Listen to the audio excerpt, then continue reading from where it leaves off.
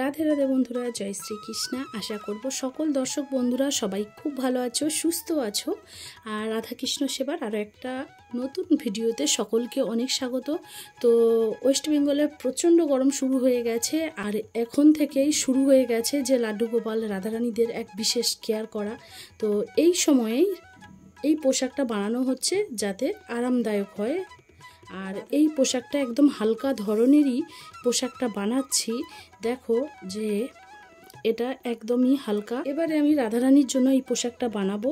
আর এটা এই গরমে কিন্তু খুবই উপযুক্ত একটা পোশাক হবে, কারণ এই কাপড়টা একদমই হালকা ধরনের। কাপড়ের নিচেও কাপড় রাখতে হবে, সেটাও কিন্তু একদমই হালকা, ভীষণ আরামদায়ক, একদম সুতিরই কাপড়। তো এটা দিয়েই পোশাকটা বানাবো। খুব বেশি বড় করতে চাই না।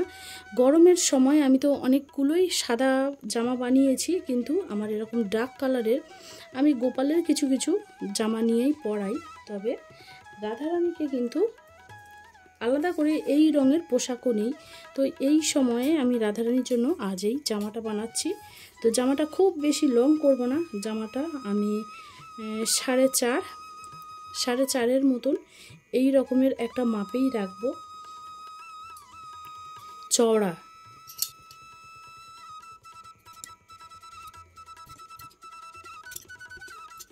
4 ইঞ্চি চওড়া একটা কাপড় নেওয়া হলো। রাধারানী বাড়িতে আসার পরে এটা প্রথম সামার টাইম, তো তার জন্য কিন্তু অঢেল পোশাক নেই। তো কিছু কিছু পোশাক আমি এবারে রাধারানীর জন্য স্পেশালি গ্রীষ্মের জন্য বানাতে তো হবে, বা মানে এটা তো ডবল রয়েছে, তাই এটা হবে 42 ইঞ্চি, 42 ইঞ্চি লম্বা একটা কাপড়। আর এই কাপড়টা আর 4.5 ইঞ্চি চওড়া। তো এই কাপড়টা নিয়েছি, আর এই কাপড়ের সঙ্গে এর নিচে দেব এই কাপড়টা। তো এটাও একই মাপেই কেটে নেব। আর লেস তো একদমই ব্যবহার করার ইচ্ছাই ছিল না, যেহেতু এটা গ্রীষ্মের পোশাক বানাতে চলেছি। আর দেখছো এই ধরনের সরু একটা লেস না দিলে নয়, এই সরু লেস দিয়েই আমি কিন্তু পোশাকটা বানাবো। আর দেখছো লেসটা কিন্তু ভীষণই একটা মানে কিউট ছোট্ট ধরনের লেস, একদম সরু লেস। তো এই ধরনের লেস দিয়েই আমি এই পোশাকটা বানাবো। তো চলো শুরু করা যাক। যে তলার কাপড়টা রাখলাম আর তার উপরে রেখে এবারে এটাকে আমি একটা সাইড লম্বালম্বি আমি সেলাই দিয়ে দেব। কেউ বেশি কুচিওয়ালা পছন্দ করো, সেক্ষেত্রে কিন্তু বেশি কাপড়ের একটু রাখতে পারো। আর যদি আরও কম কুচি পছন্দ করো, তো সেই ক্ষেত্রেও তেমনই রাখতে পারো। গরমের জন্য বানাচ্ছি, তাই আমি খুব বেশি কাপড়টা এখানে রাখলাম না। তো কাপড়টা সম্পূর্ণ তো আমি একটা সাইডে সেলাই করে নিয়েছি। এবারে এই কাপড়টাকে আমি এভাবে সোজা করে নেব। নেওয়ার পরে আমি আগে লেসটা লাগিয়ে নেব। যারা নতুন শিখছো, কারণ ভুল হবে, আর এটা প্র্যাকটিক্যালি যেভাবে নিজেরা করবে ভুল হবে, নিজেই তো শিখবে। যখন এটা রেখে সোজা করে নিলাম, নেওয়ার পরে আমি সেলাই করব। তো এইভাবে লেসটা লাগিয়ে দিয়েই তবেই আমি সেলাইটা করব।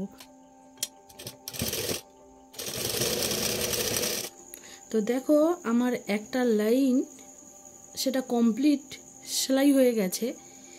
আর এবারে আমরা এই সাইডটাকে সেলাই করব।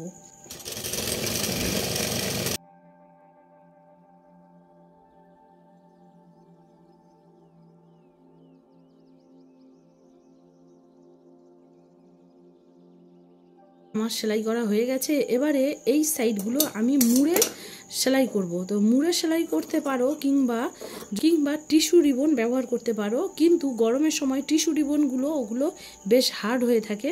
তো টিস্যু রিবন তাই আমি খুব কম ইউজ করি। আর এইভাবে আমি মুড়ে সেলাই করে নেব। এইভাবে মুড়ে দুটো সাইড সেলাই করা হয়ে গেছে। এবারে আমি কুচিগুলো ফেলতে শুরু করব।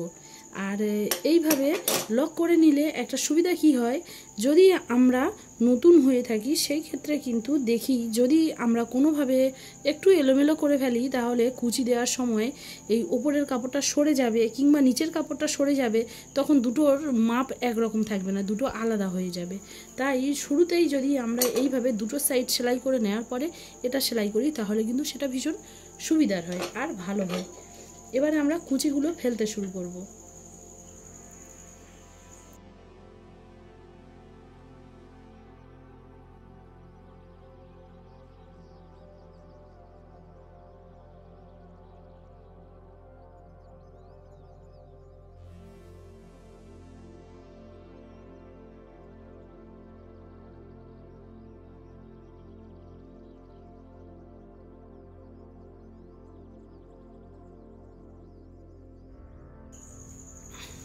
এখানে দেখো আমার কুচিটা তো কমপ্লিট হয়ে গেছে। এবারে সামনের ফ্রন্ট সাইডের জন্য আমি 8 ইঞ্চি মাপের লম্বা আর 1.5 ইঞ্চি চওড়া, 1 থেকে 1.5 ইঞ্চি চওড়া কাপড় যেটা কেটে নেব। আর ফ্রন্ট সাইডে আরও একটা কাপড় যেটা সামনে ঢাকা পরে থাকবে, সেটাকে আমি এইভাবে একটু কর্নার করে কেটে নেব। আর এবারে এর ওপর সাইডটা সেলাইয়ের পরে এটাকে সোজা করে নেব, আর সোজা করে নিয়ে আরও একবার এর ওপর দিয়ে সেলাই করব। আর এই সময় লেসটাকেও জুড়ে দিই। তো দেখছো এবারে যে দুটো সাইডে আমি যে 8 ইঞ্চি লম্বা যে কাপড়টা নিয়েছিলাম সেটাকে সাইডে এইভাবে সুন্দর করে মনোযোগ সহকারে এটাকে সেলাই করে দিতে হবে। আর গরমের সময় এটা ভীষণই খোলামেলা থাকবে, খুব ভালো লাগে এই ধরনের পোশাকগুলো বানালে। এবারে কোমর পটিটা আমি লাগিয়ে নেব। তো কোমর পটিটা উল্টোভাবে আগে আমি সেলাই করব, তারপরে এটাকে সহজ করে দেব। তো উল্টোভাবে সেলাই শুরু করে দিয়েছি। এবারে সহজভাবে আমি এটাকে সেলাই করব। আর এই সময় আমি এই যে এটা গলায় ফ্রন্ট সাইডে বানিয়েছিলাম এটাকে জয়েন্ট করে দেব।